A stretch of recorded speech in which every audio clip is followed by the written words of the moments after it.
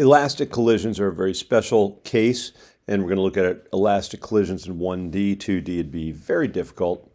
I'm not going to show the vector notation, but it's really important for the result of this derivation. So we know that momentum is conserved. And so we know that if we have two items, m1v1 plus m2v2 has to equal m1v1 prime, the velocity after, plus m2v2 prime. I'm going to rearrange those, get all the m1s on one side. So all I did is subtract the m1s, m1v1 prime, and I subtracted m2v2 and get the m2s on the same side and factor that out. Okay, so now I've got a nice little formula there for reasons that you're going to see in a moment. So the momentum is conserved, but the kinetic energy is also conserved.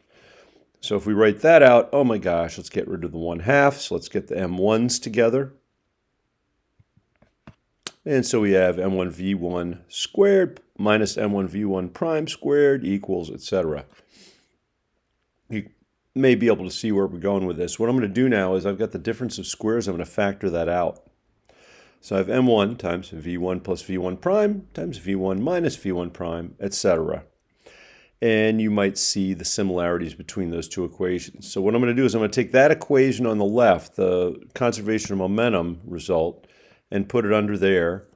And I'm going to divide that top equation by the bottom equation. And you can see the m1s will cancel, the v1 minus v1 primes will cancel, the m2 and the v2 prime minus v2. And you end up with v1 plus v1 prime, v2 plus v2 prime. And we're almost there. And then the way we tend to write this is this. v1, vector v1 minus the vector v2. In other words, the velocities before, difference between the velocities before equals the difference of the velocities after, but it's v2 minus v1 prime. Let's see what that looks like. Okay, that's the important thing that we want. v1 minus v2 equals v2 prime minus v1 in vector notation.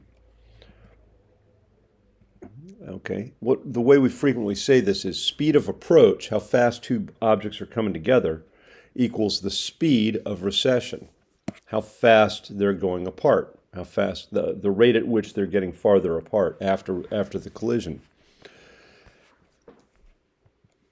So if we call to the right positive, and we did this, v1 minus v2, again, we should have vector notation in there, but I was lazy.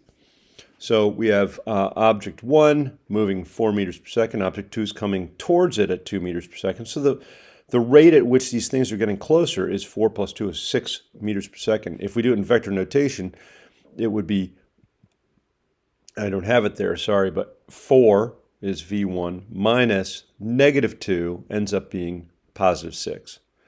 The second case, 4 minus positive 2 ends up being 2. In other words, they're getting closer at a rate of 2 meters per second. Afterwards, speed of recession, remember that's v2 prime minus v1 prime. So before minus negative 1 is 5. These are just examples. I'm not showing a before and after of that in that situation. If we were doing for that top row, if the speed of approach was 6, the speed of recession would have to be 6 for an elastic collision. I'm just showing how we calculate the speed of approach and the speed of recession. And here, they're getting farther apart at the rate of 3 meters per second. You can look at that just logically. Okay, if the first one's going 1 meter per second, the other one's going 3 meters per second faster, the speed at which they're getting farther apart is 3 meters per second. Or we can do 4 minus 1, positive 1. So just how this would look for consistency. Here we've got that situation where, again, the speed of approach is 6 meters per second. Afterwards, the speed of recession has to be 6 meters per second, but that can happen a number of ways. Right? We could have this, where number 1's going to the left at 1 meter per second, number 2 is going at 5 meters per second to the right. Or we could have this. So the speed of approach equals speed of recession is necessary to calculate the results, but doesn't allow you to solve both of them. We've got basically 2 knowns on the left side of the equation and 2 unknowns on the right side. So we really still have to use conservation of momentum to calculate the exact final velocities. This is a nice thing, though. Elastic collisions do allow you to calculate the unique solution. Remember when we had inelastic collisions, if there was not perfectly inelastic and there were two objects afterwards, we would have to have one of those velocities to calculate the other. But here we can actually calculate both of them.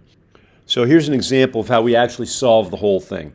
So we've got this object, 4 kilogram object going 6 meters per second, 2 kilogram object going 3 meters per second in the positive direction. So speed of approach is going to be v1 minus v2. 6 minus 3 is 3.